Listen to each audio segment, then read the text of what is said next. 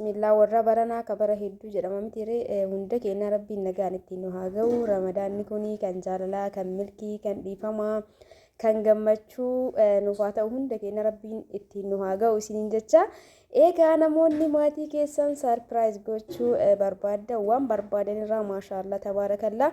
Egaa wantoota babbareedaa uffata ta'ee meeshaa ta'ee waan ramadaanaa ta'ee hundumtuu na biratti ni argama jechuu qofa osoo hin taane kunoo akkuma argitan kana maashaallah jedha hundi keessanu.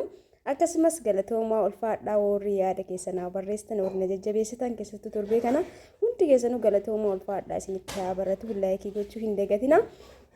Assalamu alaikum warahmatullahi wabarakatuh. Akkam nagaa jirtanii hordoftoota kiyya jaalatamuu fi kabajamoo akkam jirtan fayyaa keessanii alaamanni saalamni keessan nagaa isiniin jedha.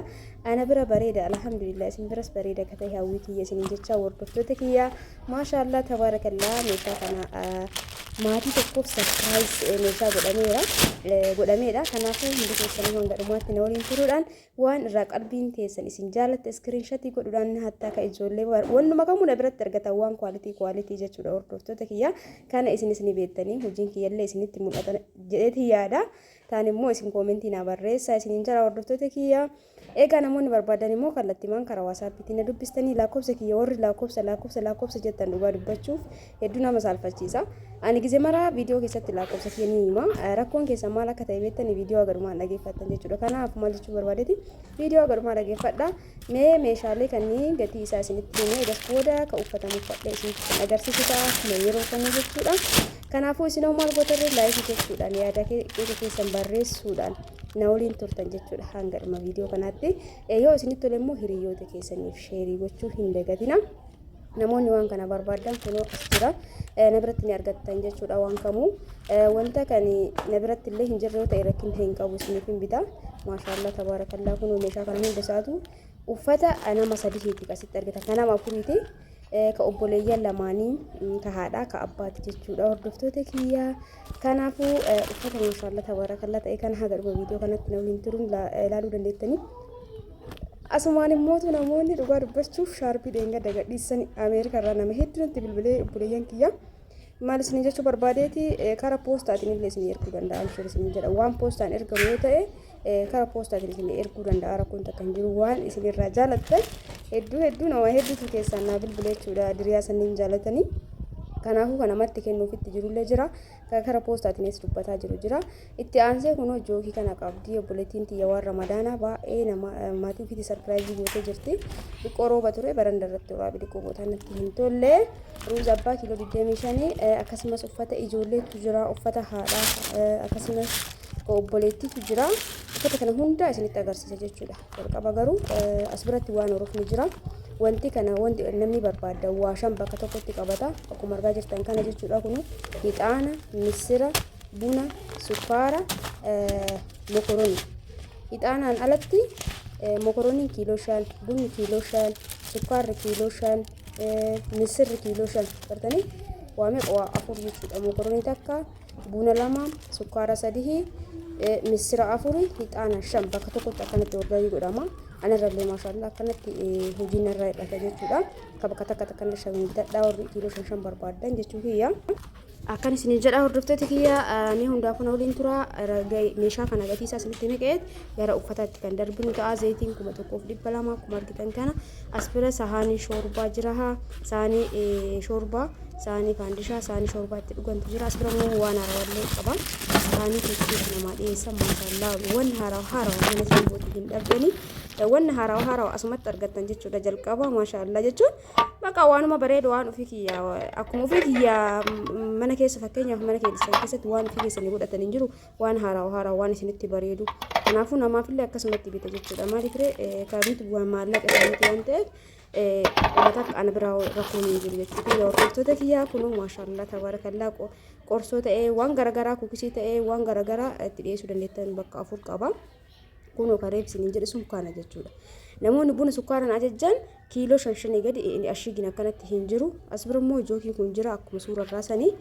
Egaa akkan isiniin jedha hordoftoota kiyyaa haga dhumaatti tura laayikii gochuun akka hin dagatamne zayitii akkuma duru isiniin jedhe 1200 itti aansee sahaanii shoorbaa 500 itti aansa saarbisiin jalaa sun 450 tafaandishaa 500 kun immoo 100 jechuudha hordoftoota kiyya gatiin isaa ka shoorbaatti dhugamu ka birrii 60 mallee jira garuu ka haphii kan beekaa sufraan kun qannasee jira hundi keessanuu bitadhaa 2500 gad deebi'ee maashaallah distii abbaa afurii kun distii dasii gisee kamuu ani isinitti himu dasii fi dasiin tokko miti dhiifama sagalee jidduuman irraa wayiitti deebi'ee hordoftoota kiyyaa distii tana eeldas ta'ettuu fi dasiin tokkoffaan isii tana bitadhaa isiniin jedha jookiin kunillee akkanumatti jira qarshii 3500 jookiin kun akkanumatti jira halluu irsaasii ni qaba yoo barbaadan meeshaa waashan bakka tokkotti qabate kun immoo gatiin isaa amma qarshii 5100 waashan ka qabate kun jechuudha gartanii buna sukkaara waa 4 kiiloo 5 ixaan immoo kiiloo tokko ruuza kiiloo giraama 25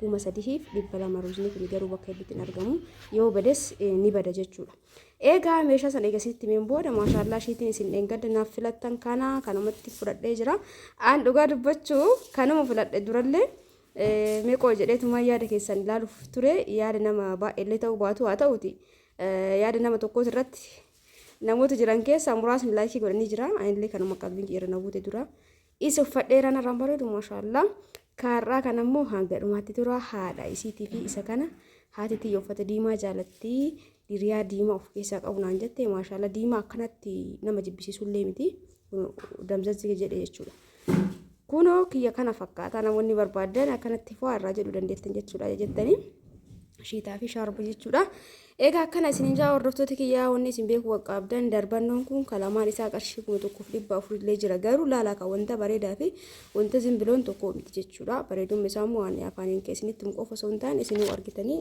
waan addaan baafattanidha akka hubattan abdiin qabaa kuniin karamadaanaaf haarawaa gala jechuudha meeshaan martisaatu wallahi sagalee gisee baay'ee irraa bahe kunoo uffadhee maashaallah ani uffata diimaan jaaladhu garuu narraa bareedaa ilaalanii wallahi baay'ee takka namatti tola diimaan jaaladhu yeroo jalqabaatiif kan akka eeyyuu jechuudha ilaalanii maashaallah garuu diimaa nama jibbisiisanii miti diimaa bareedoo wayiiti kun diimaa ta'ee sirriitti diimaa sanii miti jechuudha garii bilbilatti isin fakkaatu danda'a malee sirriitti diimaa sanii miti haadha feeteef kunoo akkanatti maashaallah tabaarakallaa rabbiirraa haa jaalatu wallahi yaadaaf abbaa kenna waan qabnurraa gammachiisuun ani wanni guddaan an jedhu jechuudha bunaa sukkaara haadhaaf abbaa keessanii gisee bittanii fidhattan akkamitti akka gammadan wanna biraa dhiisaa jechuudha wallahi hedduu namatti tola gammachuu isaanii san arguuni ji'a kana keessas ta'e yeroo kamuu bunaaf sukkaara haadha keessan abbaa keessan wanuma xiqqootu isaan gammachiisa waan ta'eef jechuudha namoonni sarpiraayizii godhaa jirtan ulfaadhaa galatoomaa isiniin jedha kunoo isa kanallee shaarbii dabalataa immoo biratti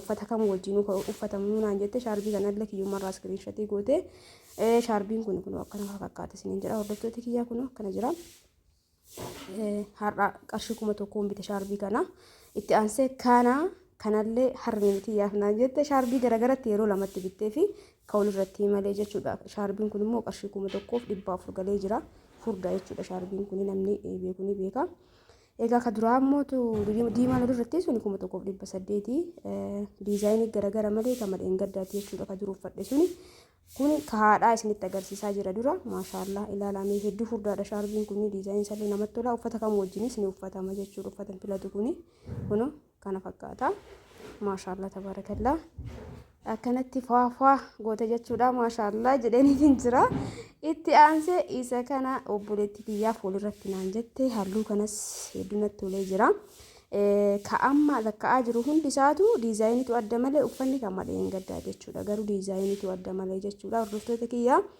egaa waan haarawaa namoonni barbaadan waan babbareeda jechuudha karaa waasaappiitiin koottan dubbisa lakkoofsa kiyya namoonni baay'een horii na gaafattan viidiyoo hagarumaatti osoo dhageeffattanii ani obboleettii teessan waa hedduu asirratti isinitti agarsiisutti jira kanaafuu jechuudha daqiiqaa 8 anaaf kennitanii mee guyyatti waa meeqa laalaa ooltanii kanaaf daqiiqaa 8 kana turtanii namoonni waa barbaadan immoo lakkoofsa achuma keessaa filattanii karaa waasaappiitiin heeloo jechuun na argachuu dandeettanii jechuudha hayyee akkana jettee lakkoofsi keemee amma anuu hin arganne hin beeku namoonni jettan baay'ee jiranii beekanii hubadhaa namoonni as dhiyeenne kana maatii simboota ta'an dhugaa dubbachuuf ulfaadhaa galatoomaa nama hedduutu sabskiraayib godhe torbee kana keessa hedduunaaf galatoomaa ulfaadhaa isiniin jedha hordoftoota kiyyaamtuun isin argini bakkuma jirtanitti rabbi yaadaan muraada keessan isinii haa guutuu isiniin jecha lakkoofsi kiyya duwwaa 9 duwwaa 121 duwwaa 673 karaa waasaappiitiin siimpoo yoo dubbistan waan barbaaddan isiniif bittee gara maatii keessanitti isinii ergitu jechuudha. Hordoftoota kiyya warri fagoo ta'e immoo